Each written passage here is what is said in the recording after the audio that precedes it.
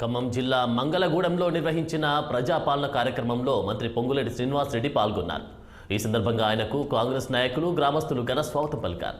ఈ నెల 6 వరకు ప్రజాపాలన కార్యక్రమం కొనసాగుతుందని, ప్రమాణం చేసిన వెంటనే ఇచ్చిన 6 గ్యారెంటీలను అమలు చేసేందుకు కాంగ్రెస్ పార్టీ పూనుకుందని స్పష్టం చేశారు. ఇప్పటికే 2 హామీలను అమలు పరిచామని ఆయన పేర్కొన్నారు.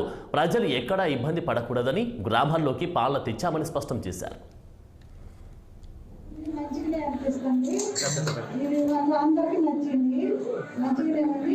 రాసిన అప్లికేషన్ అవన్నీ ఇచ్చేది బాగానే రాసింది. అందరూ రాసి మరి డబ్బులు ఇస్తున్నావా? ఈ అప్లికేషన్ కోసం ఏదన్నా డబ్బులు ఏం లేదు. అడుగుతున్నారా? ఎవరు అడుగుతున్నారు? వాళ్ళు ఇంటికి వస్తున్నారుగా, ఇంటికి వచ్చి ఇచ్చిపోయారుగా. మీకు ఎంతమంది పిల్లలు? పెద్దక్క నాకు ఇద్దరు మగవాళ్ళు. వాళ్ళ దగ్గర ఉంటున్నావా? విడుకుంటున్నావా? విడిగినే ఉంటాను. ఎందులో ఇచ్చింది ఎక్కడ ఇచ్చినప్పుడు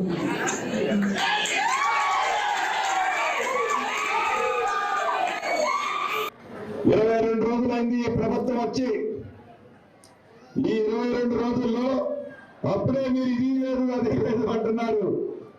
మొత్తం నిండు కొండ లాంటి ఈ రాష్ట్రాన్ని ఒట్టి కొండ చేసి, ఆ ఒట్టి కొండలో నీళ్లు లేకుండా కూడా చేసి, మొత్తం ఈ ధనిక రాష్ట్రాన్ని అప్పుల రాష్ట్రం చేసిన మీరు, గత ప్రభుత్వం మమ్మల్ని మనందరినీ ప్రశ్నిస్తుంది అంటే వాళ్ళకి అధికారం మీద ఎంత మోహం ఉందో, ఎంత తాపత్రయం ఉందో, అధికారం మళ్ళీ మన దగ్గర నుంచి లాక్కోవాలని ఆ స్వార్థం ఏందో మనకి ఈనాడు చాలా స్పష్టంగా కనిపిస్తుంది.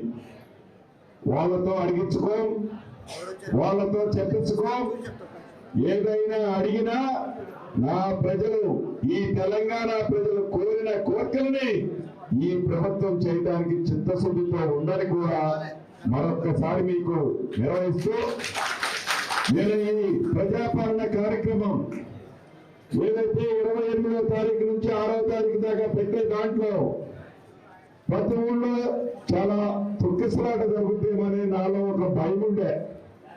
కానీ ఇప్పుడు కలెక్టర్ గారు, మన కలెక్టర్ గారు, మిగతా జిల్లా కలెక్టర్లు కూడా ప్రతిరోజు మాట్లాడుతున్నారు. వాళ్ళు మాట్లాడే దాన్ని చూస్తుంటే ప్రజాపాలనలో అప్లికేషన్లు ఏవైతే ఈ రాష్ట్ర ప్రభుత్వం ఈనాడు సేకరిస్తుందో, ఇప్పటి వరకు ఆ భగవంతుడి దయతో ప్రజల దీవెన